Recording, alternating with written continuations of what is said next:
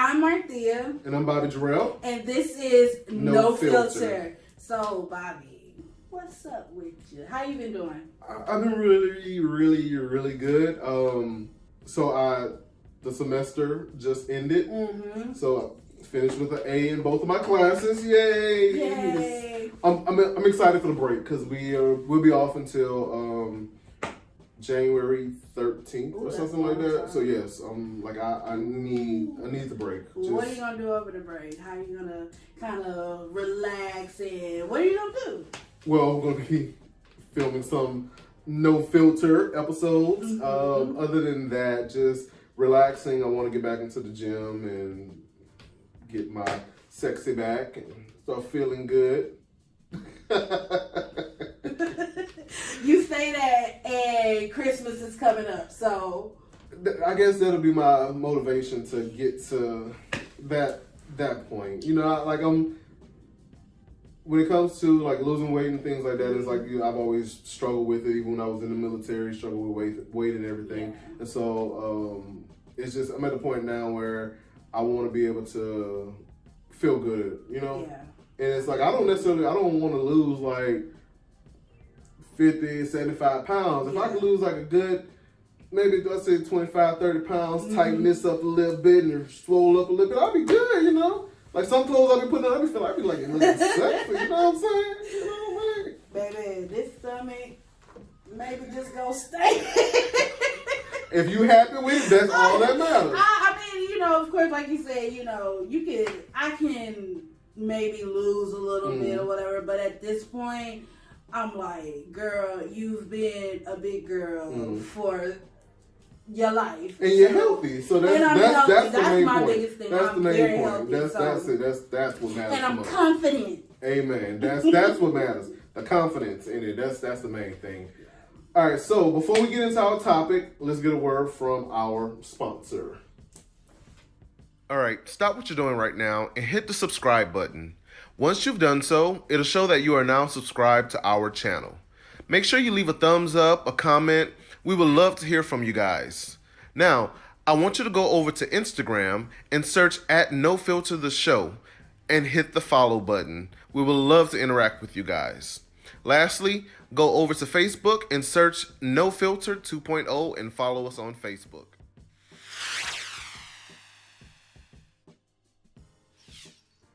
Welcome back to No Filter. All right, so we're going to get into our topic for today. Do you want to I will present the topic to you guys because is the future female. That's what today's topic is. Is the future female. Is it? What do you... Well, for the first time in the history of this country, after it was colonized, for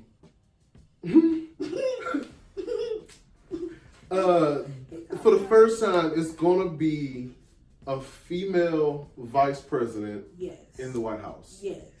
And that's just one step closer to being president. And then, you know, our first episode of this show was about being black. So we're not going to make it all about being black. Right. You know, we're not going to make it all about being black, but she is a black female. She is a black female. Let's just say she's black. Yeah, so the first female vice president is a black female. Right. And I'm excited.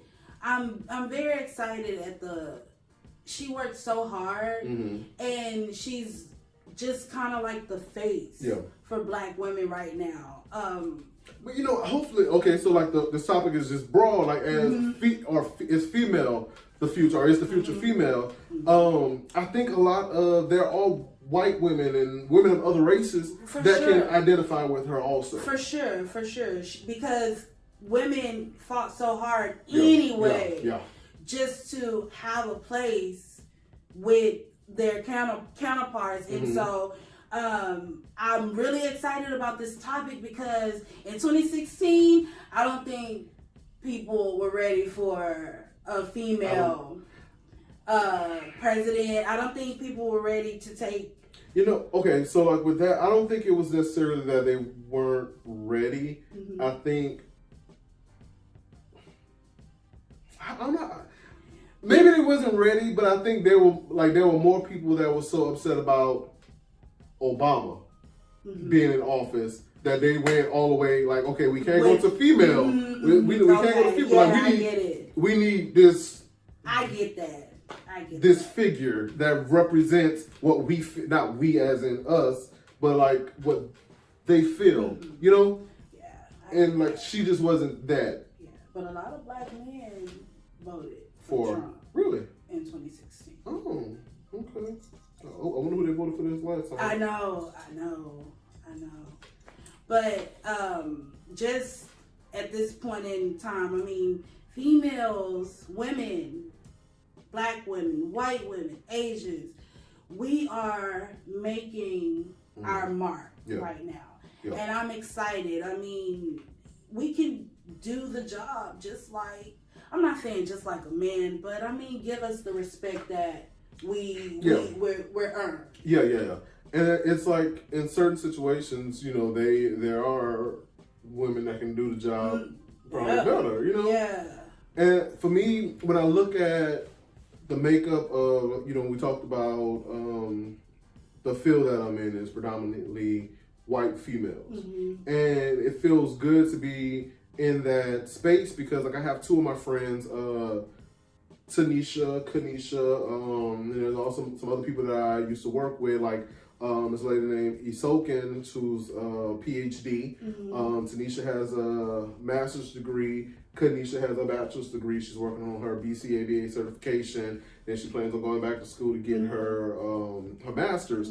So like when I met them, I was just like, I had been out of the military a couple of years, like a year and a half at the time actually, and I didn't have my associates, nothing. And being around them, I'm like seeing y'all succeeding, like as a black man, even though, you know, I have a boyfriend, it still felt good to see like a black woman doing her thing, and like y'all motivated. Like I want them to know that they motivated me to push to get to where I am. Got my certification, working on my master's now, you know? And that's something 8 years ago I didn't have that.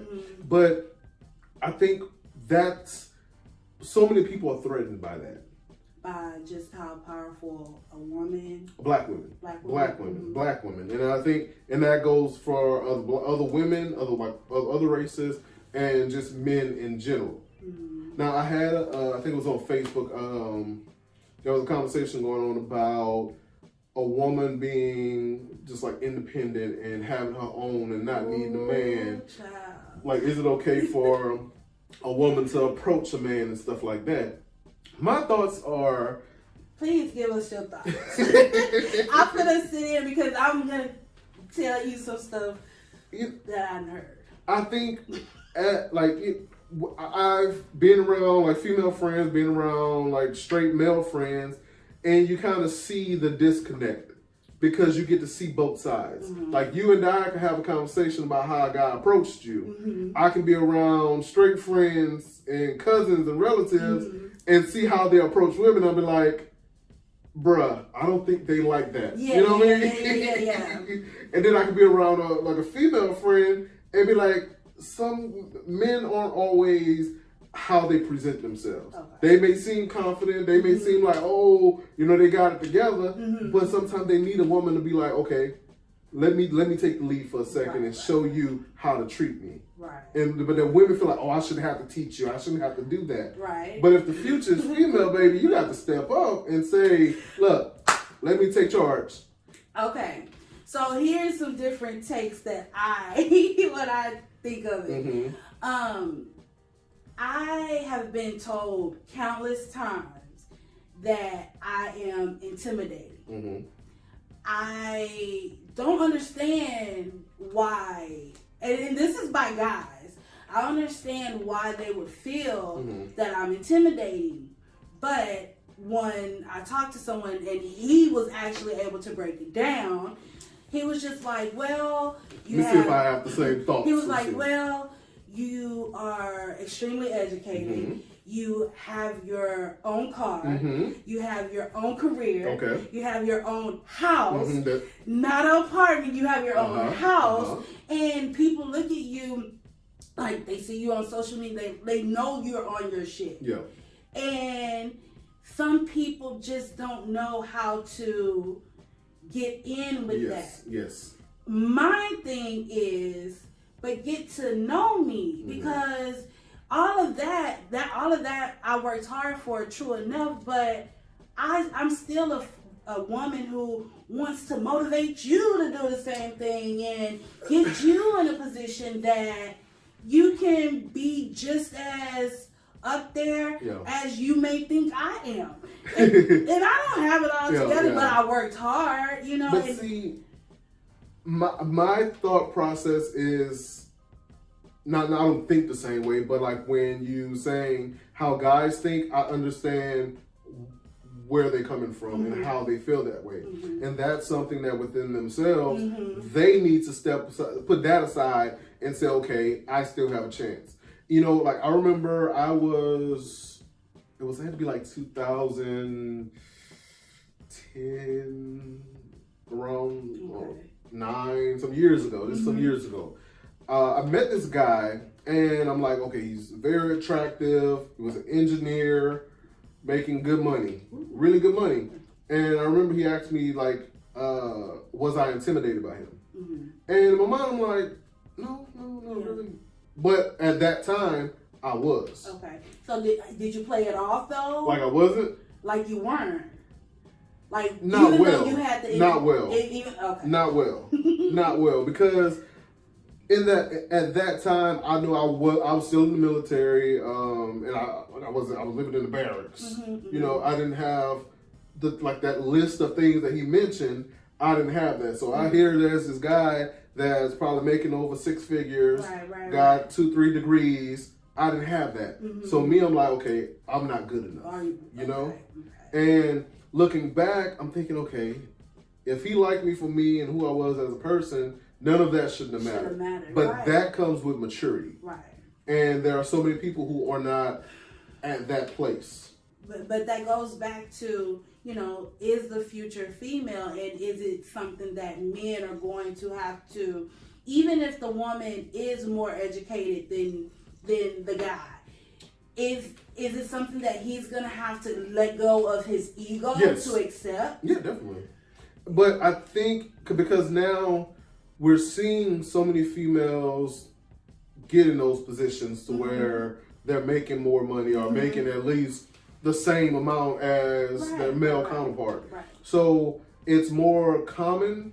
So I think guys are starting to see, okay, well, my homeboy girl making more money than him, they still good. They still got a good relationship, and it's okay. Now, the struggle in like relationship wise come in when people kind of hold it over somebody's head. Like, oh, I'm making more money than you, so you should listen to what I'm saying. Right. Which should never happen at all. Yeah, Don't do that. It shouldn't. You shouldn't, because at the end of the day, it can be taken away at the snap of a finger. So, that's my whole thing. I never have thought that I showed into a guy to be intimidated, and I'm not that type of person who throws all of that in your face, but I do walk with confidence, you know. And that's the thing that they intimidate. It's not necessarily, they look at the materialistic things, and it's like the fact that it's like confident on top of that, and they feel like, okay, you're unapproachable because you got this. And it's not about you having more, it's just about them not being where they want to be in life. Right. I get that. So, I feel like if there's guys out there that see a woman, take that chance. Now it's a different story. Let me put this out there for anybody that's out there. And it can be, I know the topic is, I'm gonna stick on topic. Say it. It's no filter. Because, it goes both sides, both ways. If you are a guy and you see a girl that got her stuff together, she making more money, if you're not trying to do anything with your life, if you're not necessarily trying to make as much money as her, but at least having those aspirations in life, and having a goal and something, then leave her alone. Leave her alone. If you can't add to her life, if you can't add to the bank account, you don't need to be putting in the same amount, but you need to be putting in something. And if you ain't got that, if you ain't willing to do that, then leave that lady alone. But But I think that goes for switching it to male and female. Now, we want to say men should lead and men should be the head of the household. And I agree. I agree. You know, there's the job market depending on, like, you know, the area. If they can get a good job and they got an education. If they don't, whatever it is, if they're bringing in money and they're working and they're providing, I respect that. Right. Now, if there's some women out there that want to just kind of hitch on and don't want to do nothing, don't want to provide for the family also. Even if they have their own thing going on, like no. I'm saying like let's look at like some video vixens and those like the housewives and stuff. And I look at some of these housewives who had nothing before. Right. They'll get pregnant by a baller. Yes. Then they get married. Then they get divorced. Yes. And then it's like, oh, I want this much in alimony. This may be the worst scenario. Okay. But I was looking at the story of O.J. Simpson. And he picked her up out of a bar. Yeah. And I'm like, I sat at home and I was like, wow, like a bar. And then you have women out here who are just doing their thing and they're established and they can add so much more value to your life. You know, I don't, never probably will get that. But see, I think in situations like that when we see like people meeting their spouse in the strip club and stuff like that, I think it's a control thing. I met you here, you were nothing. Had nothing, yeah. I pulled you out of that, and I'm taking care of you, so now you're forever indebted to me. Yeah, and it's. I get you. It's sad. It's so like look at like somebody like Cardi B who kind of just flipped that switch, where it's like, nah, she the one making that money and got, you know, I don't think she got picked up in the club, but you know, but I think it's important to bring something to the table. And you don't have to bring a whole full course meal, but bring a side. Bring some lemonade. Bring some Kool-Aid. Bring the lemons. You know what I'm saying? Bring something to the table. Now, getting back just on is the future female, I think, I don't know the statistics. Let me ask one of the producers. Producer, what is the statistics when it comes to the number of black females with degrees? Okay. He said it's a lot. So it's, and you know, we're seeing so many females, especially black females, getting those degrees and moving up in their careers and doing things. And I'm in a group on Facebook. I'm not gonna mention the name of the group, but it's about the field that I'm in, and it's like so many black females. It's all black females, black owned businesses and BCBAs and BCABAs and stuff like that. And it feels good to see that. Yeah. Because like in my career in 8 years, I didn't see it in front of me. Right. So now I'm seeing, okay, like we exist. There are some out there. Yeah. Hopefully I start seeing it in person a little bit more. Right. But seeing it lets you know that we've come so far. So far. I was watching a video on YouTube and they were talking about like systemic racism and stuff like that. And one of the things they talked about was like college education. Right. And how hard it is for people to get an education. Like a lot of people think that, oh, anybody can just go to school and you cannot. in all honesty, if I did not go to the military and had my GI Bill and my Hazelwood Act to pay for school, I would not have pursued school. You know, and when I see friends that do have college loans and things like that, it's like you bust your A to get to school, then once you're in school and you busting your A to get good grades and do all that, and then like you paying off loans for years. Do you still have loans? Yes, and I'm waiting for Biden Harris to go in the office. Yeah. Just so I can see what's going on. But you work so hard, you get the education, then you get into the field. And so my whole thing is, don't tell me don't tell me how I should act, because I've worked damn hard to maintain my grades in college, to maintain what I'm going through in the work field. And so, just hard. We worked so hard to just be recognized. Yeah. And like for me, when I was in school, in high school, it wasn't a lot of talk about going to college. Like I watch movies and stuff, and they talk about the ACTs and the SAT and all that. Like in high school, I'll mention the school I went to is Central Lafourche High School in Raceland, Louisiana. Hey, Raceland, shout out. But no shout out. No shout out. No, shout out to Raceland, to Allendale. But like the school system is not set up for you to succeed. For us to succeed. And there was no they talk about having black teachers and things like that. In my however many years, I've probably had 5 black teachers, and that's 1 in 5th grade, 2 in I think 7th grade. And I want to say maybe 1 or 2 in high school. So like throughout my years of high school. So that's not a lot, you know? And there was nobody that looked out for you, that said, okay, this is what you need to do, this is your future. And then also talking like, I'm saying college because I'm in college, Martia's been to college. There's other routes, but there's no, hey, this is what are the things you enjoy? Yeah. Here's routes that you can take to be successful in what you enjoy. And there was nothing setting you up for success. And so, like I said, when I got into the field of ABA and meeting some of the females that I work with, like, I've talked to different people about it, but when I started in the field 8 years ago, there was this lady. She had just gotten her certification as a BCBA, so she was my supervisor. And in the time that I've been doing ABA, like she is still one of the best BCABA. This is BCBA. White female, one of the best supervisors I've ever had. Wow. Ever. Wow. Like I learned so much from her. And it's hard because like I remember like I've had so many issues in this company, I guess.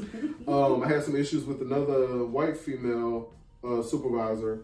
Because like the company was growing and the supervisor I had, she was promoted to a different position, and they promoted somebody to her position. The person who they promoted to her position was somebody that I just didn't care for. And that'll make or break a job. Yes, and they saw it a couple of years later, but they realized, oh, maybe Jarrell was right in this one. I'm Jarrell in professional field, just Jarrell. But with my supervisor, like I remember, like I had a sit down and I told her, I was like, I can't work with this lady. Like I refuse to work with her. Right. And so she was like, I can't be the only female that you enjoy working with. And I'm like, you're not. Okay. You're not. I said, but you respect me. I respect you. You respect the people that's under you. You respect the kids. Right. You respect the field. Right. This lady, she don't. So what was their differences in regards to just like their demeanor, or did this other one, the other supervisor, not the one you like, but the other one, did she just really just think, was she arrogant or? Yeah, she was definitely arrogant. Okay, so the issue that I had with her was when, like, because, we worked together as therapists for like almost a year and a half, 2 years before she got promoted. So I seen her in the trenches. She had made it. I've seen her in how she is when the supervisors aren't around. Okay. And so I'm like, okay, if this is how you are when they aren't around, I can only imagine what you're going to be like when you become a supervisor. Okay. Because you're not genuine. You don't have respect for people. So you're not going to have respect for people when you become a supervisor, especially when they look like this. And I was like, I just couldn't do it. And I remember a couple of years, I was there for almost 3 years. I left for like a year and a half. Then I went back for almost 2 years. And so I had met another supervisor who was in a different program. Like while I was there, I only dealt with my program. I would see we do trainings and stuff, and I would see the other supervisors, but I never interacted with her. But then once I met her, I remember I was like, she cool. I enjoyed working with her. She was a white female. And I remember I had one of my coworkers, black female, was like, I don't like her. She always got RBF. And she always looked like she got an attitude. And I told her, I said, I respect what you're saying. Mm-hmm. I said, but if you sit down and talk to Yeah. this woman, if you sit down and have a conversation with her, you're going to see like she is the most awesome person ever. You know what I mean? Yeah. And I think that's something that we don't, when it comes to females, and I'm like, I ask you this, because I know you work in this is a lot. Okay, let me see. You work in your organization is predominantly black. Mm-hmm. Females or males too? Black females. It is some black males though. Do you often, on the other side, do you often see that like a competitive nature where it's like not uplifting each other and not supporting each other, or is it like fairly supportive? No, it is definitely skewed. Mm-hmm. And I had to learn that when I first came in. I had to learn that everybody is not your friend, and we work together. And so I just kind of adjusted, because I'm the type, you have to get to know me. Yeah. You really have to get to know me. So you have RBF?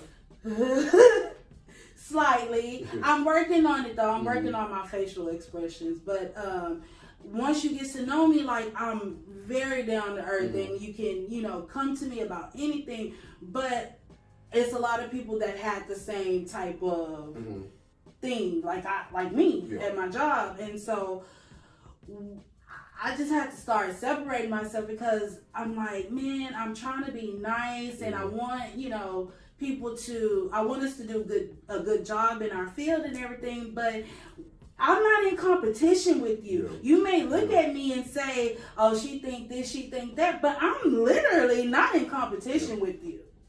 We are here to do a job, and I want to do my job. Now, if we talk, during our work hours, cool, but you don't have to look at me and think whatever you think. So, when we're looking at It's the Future female, do you feel that because of that type of mentality that females aren't where they could be or should be? I don't know, because I feel like if you really want it, or if a female if you really want it, you'll get it. No matter if another woman is supporting you or not. That's just how I think. But as a whole, I think we could uplift each other a little bit more. Definitely. We can, and support one another. And like you said, I think we talked about it in the Being Black in 2020 about the crab in the bucket. Yeah. You don't have, it's not a competition. And I know for whatever reason we've been taught that it's a competition, but it's not. Yeah. It really isn't. We could be such a good thing to another person, and just do your thing, baby. You don't have to be in competition. Just be fly. So with Kamala, that's how I say it? Kamala. Vice President Harris. K girl. Hey girl. K girl. With her, they're saying like she shattered the glass ceiling and stuff like that. Do you feel her getting this position is going to open up the door for other people and motivate like other women? Do you think it'll open up those doors and motivate people? I think so. I really do. Because just of her background and the little girls looking at history right now, they can sit there and say, okay, it doesn't have, even though my surroundings may not be appealing, or, I see my mom struggling and things like that, I do see a woman who kind of looks like me on TV, and she's running the whole United States of America. So I hope it is that push that can lead little girls growing up to, I can get an education, I can, get into that field that maybe is predominantly male, but I can get into that if I work hard and get the right amount of people around me to support. And I really hope that moving forward, more women are in support of one another. You know, when I was in the military, I had a supervisor who's now a friend. Hopefully she's been watching the episodes. When we first started working together, I used to have to sit in the car before I would go into work and pray. Oh, I was going to say. And pray. Okay, he prayed. Hey Ross. Like I had to pray, and it like she was very like trying to being in the military, like, you know, she was a staff sergeant at the time. She's a sergeant first class right now. Mm-hmm. It was a lot because she's surrounded by men. Mm-hmm. And I feel like she felt she had to prove herself. Mm-hmm. And like if one person pissed her off, everybody got the wrath. Okay. And I'm like, man, I had to pull her aside, like, bruh, our office wasn't that big, you know what I'm saying? And so I'm like I shouldn't have to suffer because these two dummies not doing what they doing. I'm doing what I'm supposed to do. When I mess up, let me know I messed up. And I feel like over time, like once, you know, we got to know each other better and form, like, you know, at the time, supervisee, but we formed that relationship and then eventually became friends. And I think like I saw her change and realize that, you know, okay, I don't got to be upset all the time. Like if this person pissed me off, let me take it out on this person. Yeah. And one of the things that I respected about her is how well she did her job. And male, female, it don't matter. Right. If you come to her and you ask her something, she gonna give you the answer. And that's, you know, amazing. And that's what I think. Like other people, like females and some supervisors, they were threatened by the knowledge, and so they kind of probably discarded her and kind of looked over that because she was a female and she felt that she had to be tough in order to get their attention. Yeah. Like I remember there was one of the, I don't know if you know, familiar with military rank and stuff like that, but a first sergeant called and I answered the phone. He was like, hey, let me talk to your supervisor. So I put her on the phone and he asked her the question and she was like, first sergeant, I'm busy. Brown can take care of that. And she handed me the phone. I was like, oh, okay. I'm like, yeah, first sergeant. Like, I can't talk to you like that. Yeah. But it's like, you know, it's that respect. Females think that in order for me to be respected, you got to be tough. And then under that, the work ethic and all of that comes into play. And I want society to get to the point where it's like respect that woman because of what she can do, what she knows, what she's went to school to do. Right. Like with K-Girl, Vice President Harris. I hope we're going on the same. We're thinking the same thing right now. Let's see, because I'm thinking about the debate. Yes. Yes.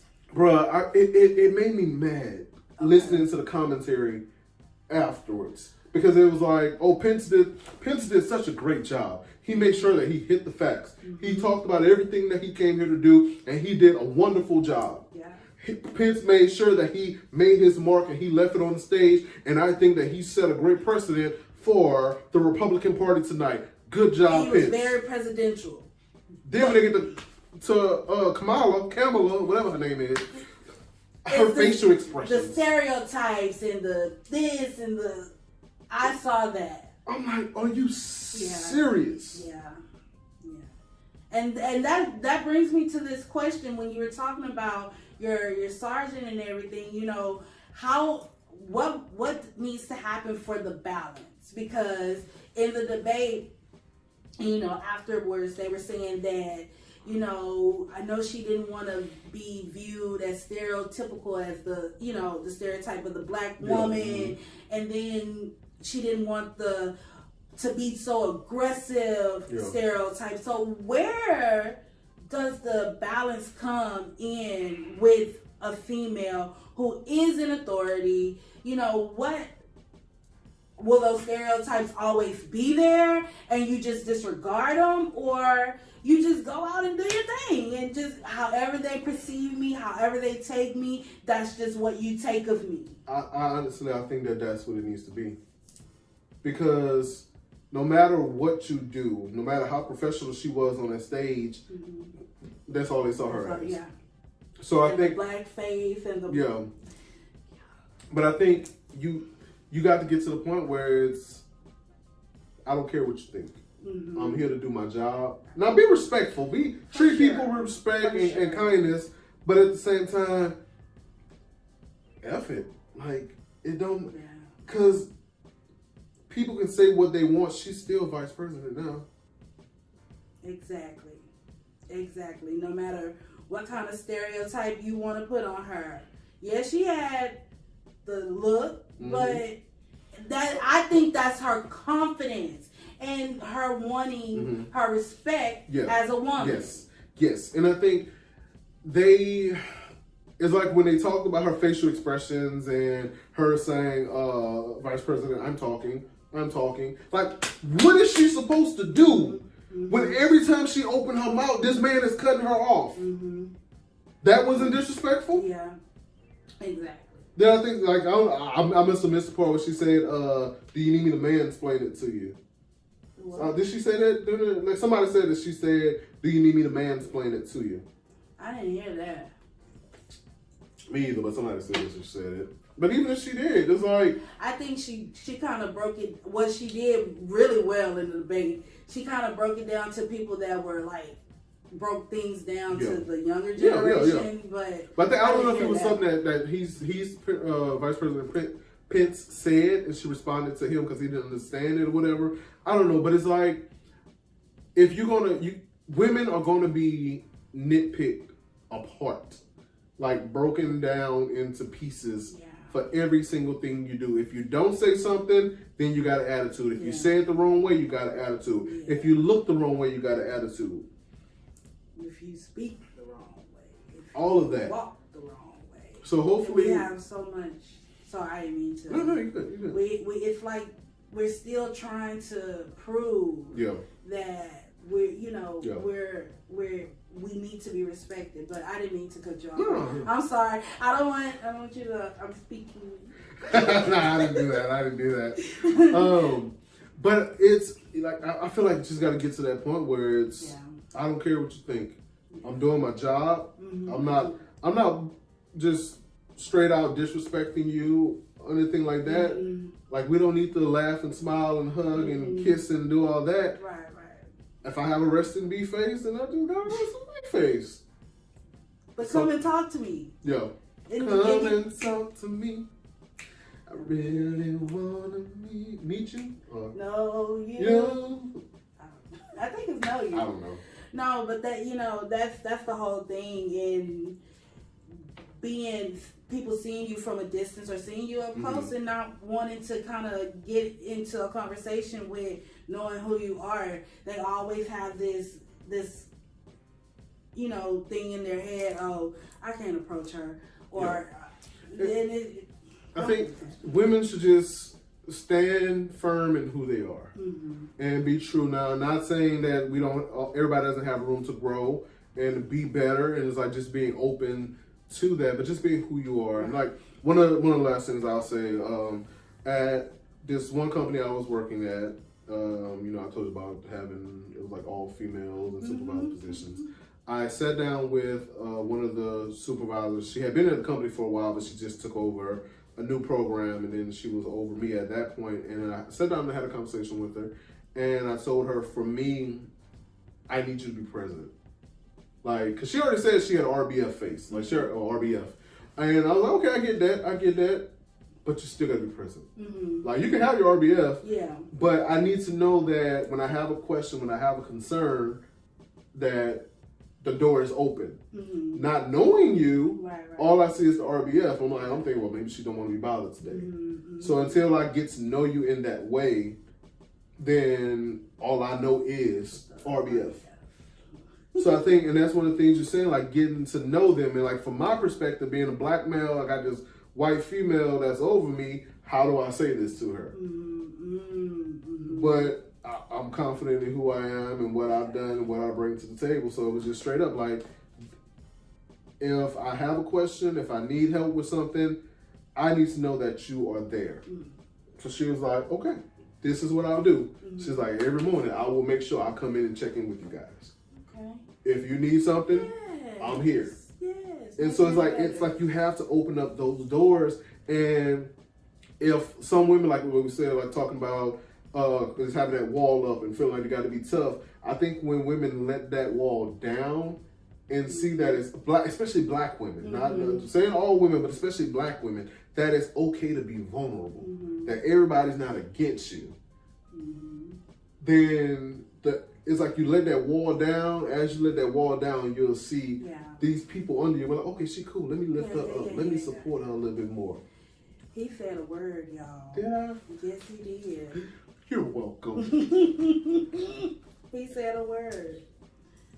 But I get it. I hear you. I hear everything that you're saying. I hope y'all heard that. So, Final thoughts? we covered a lot. Yeah. This was a good conversation. Not that any other topic isn't a good conversation, but this one was really good. No, my final thought is yes, I think it's room for both male and a female to be at the top and coexist and work and build and just do their thing. I always say, just do your thing. Is the future just completely female? I don't know. We have some work to do. Yeah, I agree. I think the future allows for more female empowerment, and we see like with like Taylor Swift, I think is one of the highest paid female artists. Okay. Now, I know you listen to a lot of pop music. I've seen. Well, not really Taylor, but Ariana. I saw you post something about Jessie J. Yeah. Like, but she's British, right? What is it? White? I listen to all kind of music. I'm a music head. So, like my favorite. Do you know who my favorite artist is? Who? Fantasia. That's my favorite artist. Ooh, so, I bet you was at that concert with in November last year. Anthony. For the sketchbook. Oh, with Anthony Hamilton? Which one? Because she's been here like 2 or 3 times. Oh yeah, I was there. Yeah. I was there. That was a good show. Yeah, but she's been here since then. She was here last November for a sketchbook tour. Anyway, like, okay, we got artists like Taylor Swift, who #1 best-selling artist, whatever, right now. And then I look at like a Fantasia. I'm not saying like Taylor Swift isn't talented. She's not my cup of tea. But with Fantasia, I'm like, okay, why doesn't she have the success that other people? Because I think she's talented. I think the girl can sing, put on a great show. But I look at Taylor Swift has songwriting credits. Like, she writes all her music. She writes the whole album. And it's not just the sales that boost her up. Right. It's she's getting pretty much most of the money that comes in from the album. And I think that if we set people up, especially like say black women and other women, to be successful in what they're doing, because one of the things Fantasia would always say is like she's tired of people prostituting her gift. She's doing all the work, but yet other people are making the money. And that's how it is in the field. Like, you got women that aren't making anywhere near as much as their male counterpart. Then you probably got the black females that's probably making less than the white females and all that. And I don't understand why it isn't, if they're doing the same job, the pay should be the same. Exactly.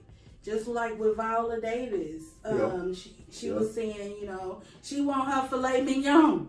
And I was like, when I saw that, I was like, man, it's sad that all that this lady has given to the entertainment world, that she isn't making what other people are making.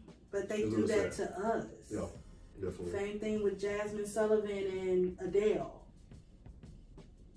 No, hello?